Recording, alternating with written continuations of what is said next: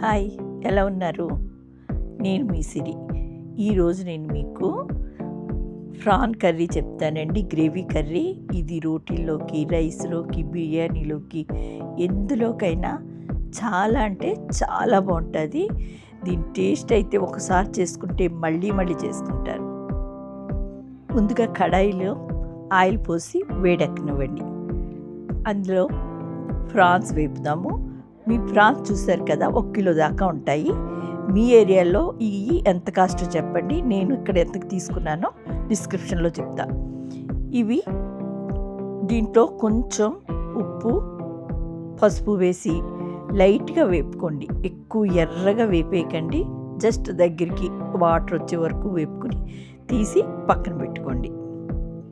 ఇవి ఎంత కాస్ట్ ఉండొచ్చో మీరు కామెంట్ చేయండి.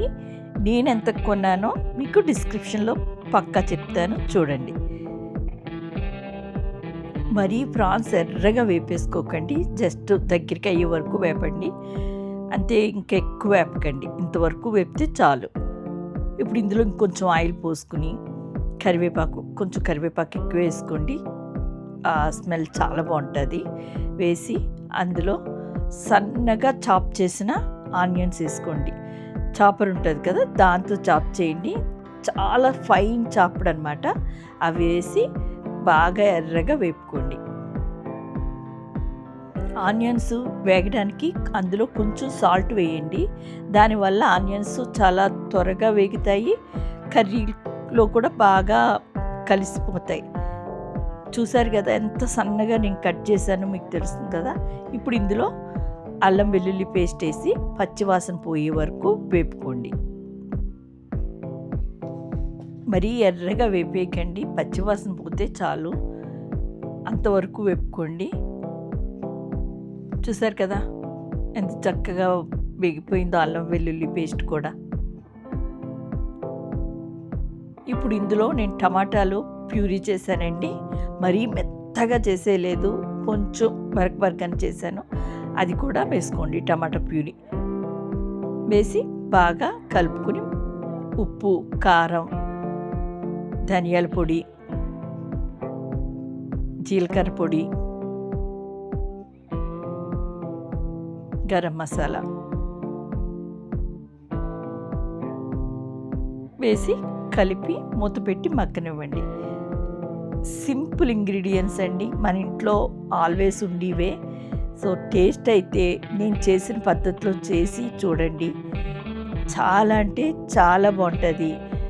మీరు ఒకసారి నేను ఎలా చేశానో అలా చేసి చూసి మీకు ఎలా వచ్చిందో కామెంట్ చేయండి. చూసారా మగ్గిపోయిన తర్వాత ఎంత బాగా వచ్చిందో.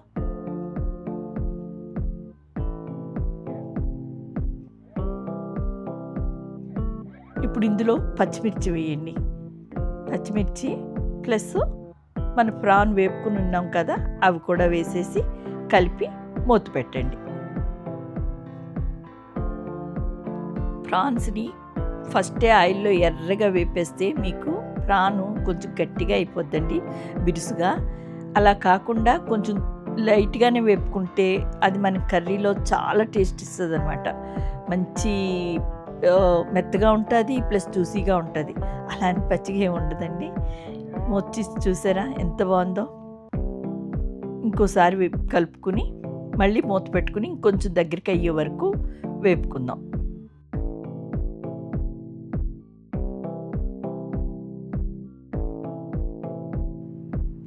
మూత తీసి చూద్దాం. చూసారా ఎంత బాగుందో. ఇది ఒకసారి కలుపుకొని ఇందులో వాటర్ పోద్దామండి. 1 కప్ పోయండి, సరిపోతుంది. కరెక్ట్గా సరిపోతుంది. నేను ఇందులో మిర్చి చూసారా ఫస్ట్లో వేపలేదు. మీకు నాన్ వెజ్లోకైనా పచ్చిమిర్చి అన్నది ఫస్ట్ మాత్రం వేయకండి. ఫస్ట్ ఉల్లిపాయలతో వేపకండి. మసాలాలు అన్నీ వేసాక పచ్చిమిర్చి వేస్తే మీకు ఆ పచ్చిమిర్చి టేస్ట్ అన్నది బాగా తెలుస్తుంది. కంపల్సరీ ఇలా ఒకసారి ట్రై చేయండి. మీకు ఎలా అనిపించిందో కామెంట్ చేయండి. ఇప్పుడు మూత పెట్టి మగ్గనిచ్చాను కదా, అయిపోయిందండి. దగ్గరికి అయిపోయింది. మన కర్రీ కంప్లీట్ అయిపోయింది. ఇప్పుడు ఇందులో కొత్తిమీర వేసుకోవాలండి. కొత్తిమీర వేసుకున్నాక కూడా నేను చెప్పిన విధంగా కొత్తిమీర కూడా వేసి వెంటనే దించేయకండి. ఒక్క నిమిషం అన్నా మీరు కంప్లీట్గా మగ్గనివ్వండి మూత పెట్టి. అప్పుడు మీకు చాలా డిఫరెంట్ ఉంటుంది. మీరు వేసి దించేసే దానికన్నా కూడా చాలా మంచి టేస్ట్ వస్తుంది కర్రీకి. అరే ఇందులో గరం మసాలా వేసానండి, మర్చిపోయినా చెప్పడం. ఎక్కువ వేయద్దు, జస్ట్ కొంచెం. ఇది ఎందుకంటే 1 మినిట్ నేను ఆల్రెడీ వేపుతాను కాబట్టి కొత్తిమీర వేసాక ఇప్పుడు కొంచెం గరం మసాలా వేసాను అనమాట. కొత్తిమీర ఎక్కువ వేస్తానండి నేను, బట్ అది మగ్గితే చాలా బాగుంటుంది కర్రీతో పాటు. వేసుకుని కలుపుకుని ఒక్కసారి మూత పెట్టేసి మనం 1 నిమిషం ఉడకనిద్దాం.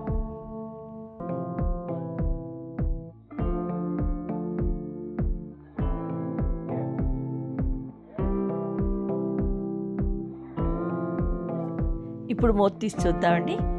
చూసారా ఎంత బాగుందో. అసలు దీని అరోమా అయితే ఎంత ఆకలేస్తుందంటే అంత ఆకలేస్తుంది, అంత బాగుంది. చూసారు కదా, మన గ్రేవీ అయిపోయిందండి. ఇది రోటీలోకి కానీ, మీకు అన్నంలోకి కానీ, బిర్యానీలోకి కూడా చాలా బాగుంటుందండి. చూసారు కదా దీని గ్రేవీ ఎంత బాగుందో. ఒక్కసారి నేను చెప్పినట్టు చేసి చూడండి, చాలా అంటే చాలా బాగుంటుంది. ఆ టేస్ట్ అయితే మీ అందరికీ నచ్చుద్దండి, అంత బాగుంటుంది. ఒకసారి ట్రై చేయండి. నేను చెప్పిన చిన్న చిన్న టిప్స్ పాటించి ఈ కర్రీ చేసుకోండి, చాలా బాగుంటుంది. ప్రాన్ కర్రీ ఎప్పుడైనా చేసుకోవాలంటే పక్కా ఇలా ట్రై చేయండి, చాలా బాగుంటుంది. మీరు ట్రై చేసి మీ ఇంట్లో మీకు ఎలా వచ్చిందో కామెంట్ చేయండి. నచ్చితే లైక్ చేయండి, షేర్ చేయండి, సబ్స్క్రైబ్ చేసుకోండి. అలాగే మీకు ఎలా అనిపిస్తున్నాయో కామెంట్ కూడా చెయ్యండి. చూసారు కదా, మీకు చూస్తేనే తెలుస్తుంది. మనం ఏదైనా కర్రీ చూస్తేనే తెలుస్తుందండి ఇది బాగుందా లేదా అని. ఇంతవరకు చూసారు కదా, చాలా థ్యాంక్ యూ అండి. Thank you so much. Next వీడియోలో కలుద్దాం. బాయ్.